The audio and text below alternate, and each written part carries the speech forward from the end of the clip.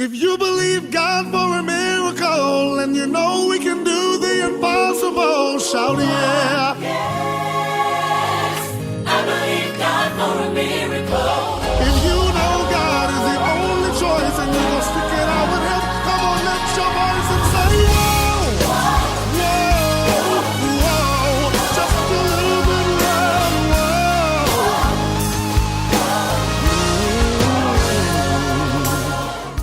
Ecclesiastes chapter 3. As we continue the thought, it's time for a change, time to do something different. You get stuck in a rut. You ever find yourself in a rut? It saps your strength. You lose creativity. Even your walk with God becomes ultimately boring. And sometimes you need to just do different stuff, even if it doesn't wind up being sustained in your life. Just do something different for a while. Try something different in your lives. Associate with different people periodically. You don't have to always hang with the same people. Just do something different.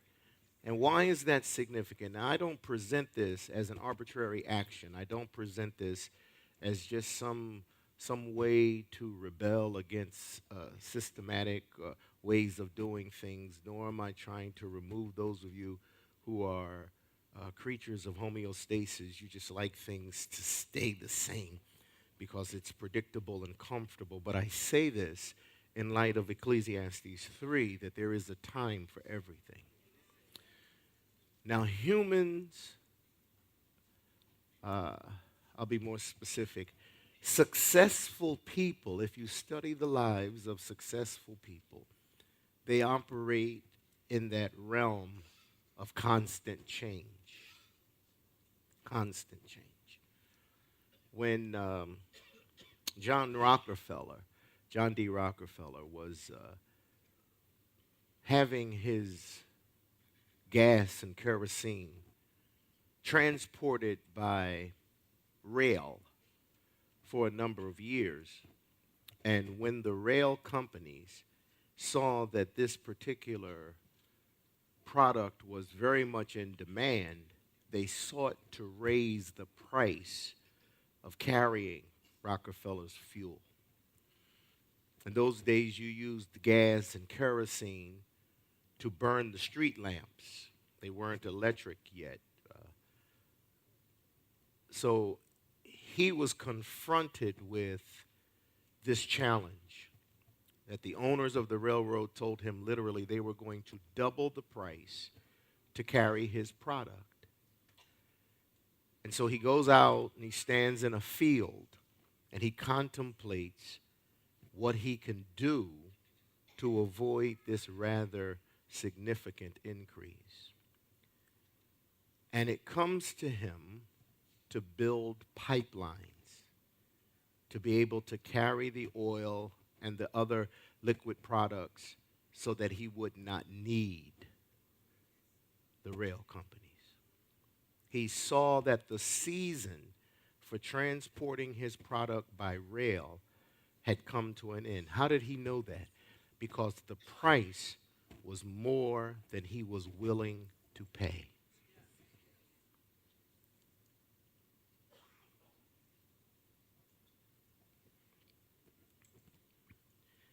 I need you to see this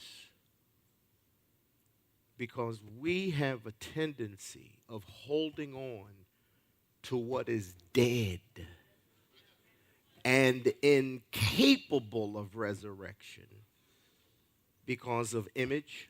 We don't want people to think we give up, but you're not giving up if the season is over. There are things that happen where God is saying the season for this is over. If we master Ecclesiastes chapter 3, verses 1 through 8, if we master this, our lives will be more fruitful. We will walk in greater success, less anxiety, more inner peace, and we will have new people come into our lives regularly that encourage us to greater greater acts of success. But we in Pentecost, particularly in African American Pentecostalism, it is easy to blame the devil or other people rather than to understand our part in this puzzle. So here, I need you to see this. You read it 1,001 times. But he says, and I read it out of the NIV only because of the grammatical change. There is a time for everything and a season for every activity under heaven.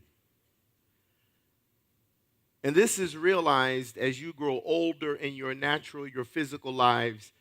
You just simply cannot do everything you used to do when you were a teenager.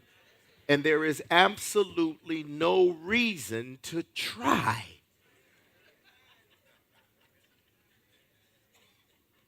Because you think that there's a stigma with being old. I ain't old. Well, then what are you? You're only as young as you feel.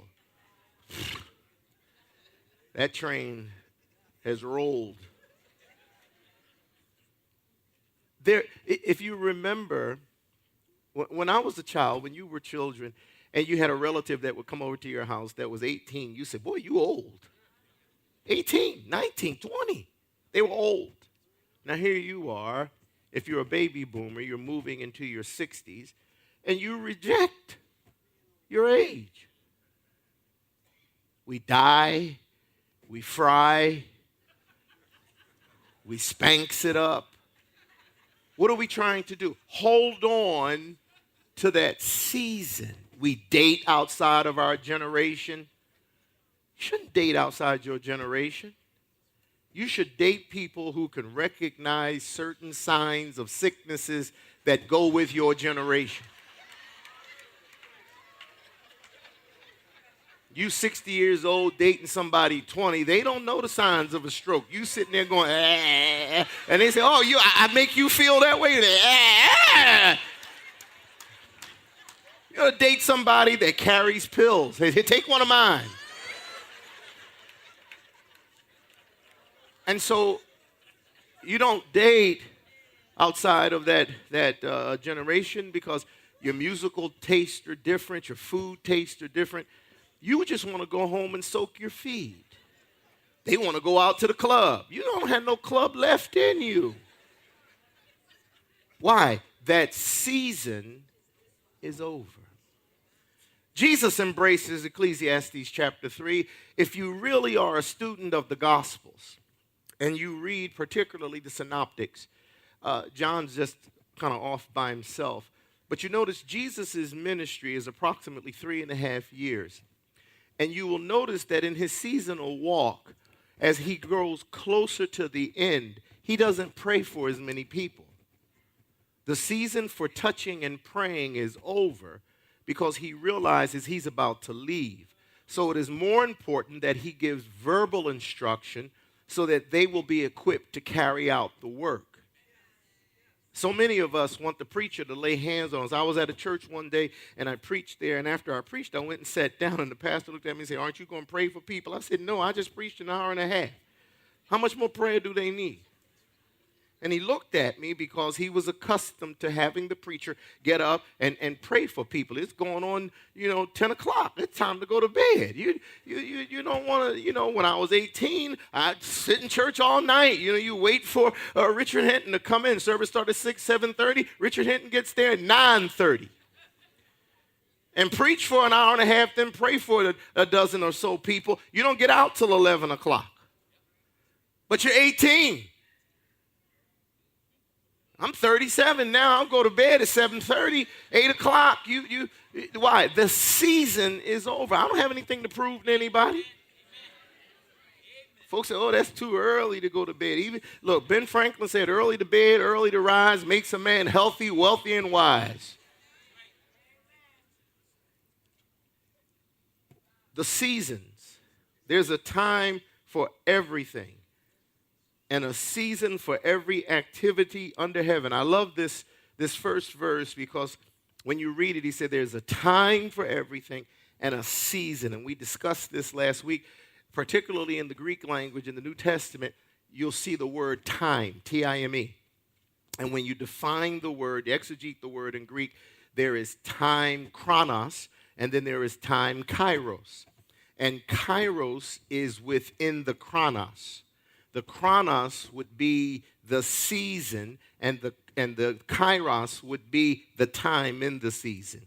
For example, when a woman is able to have children, that would be the chronos, that time.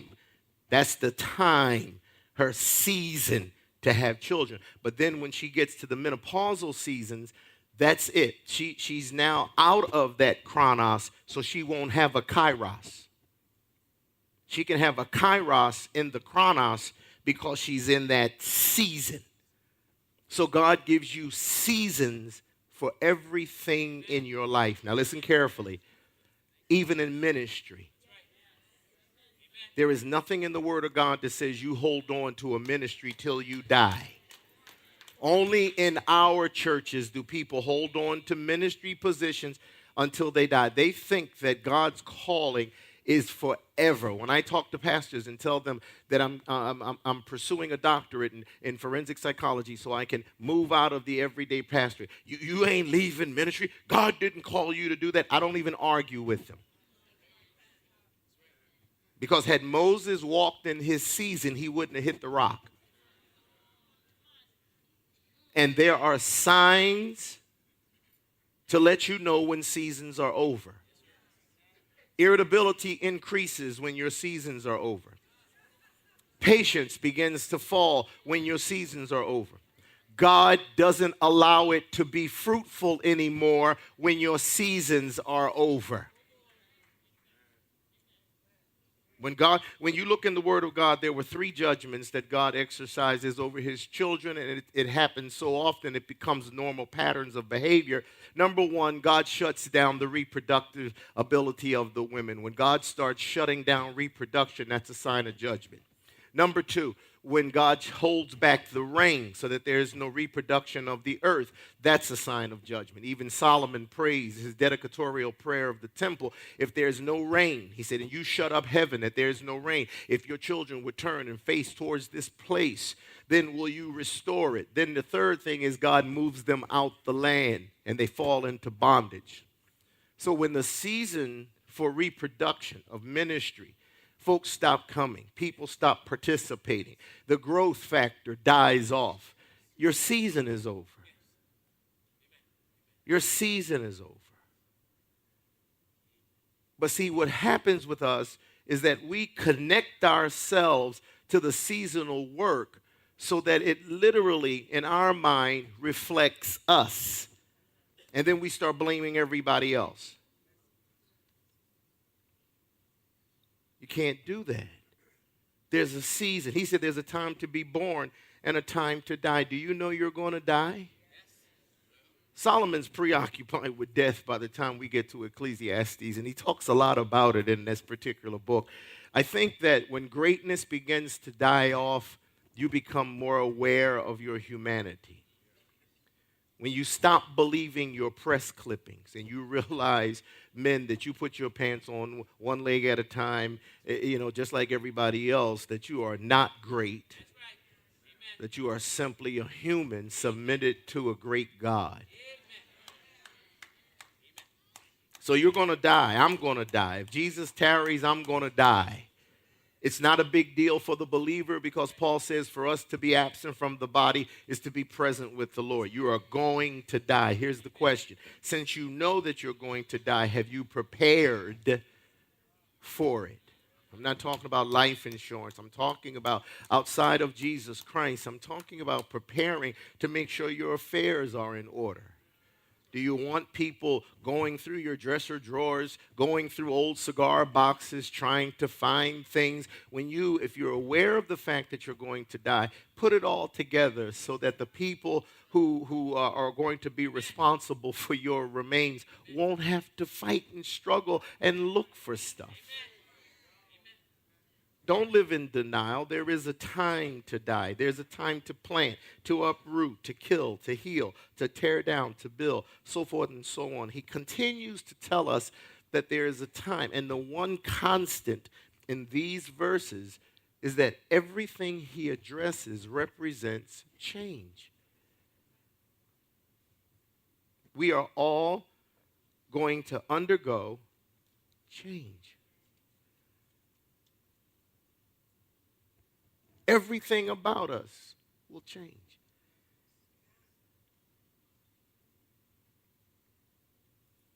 It's scary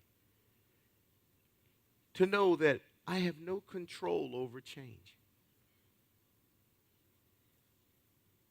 To realize that God is in control of my life.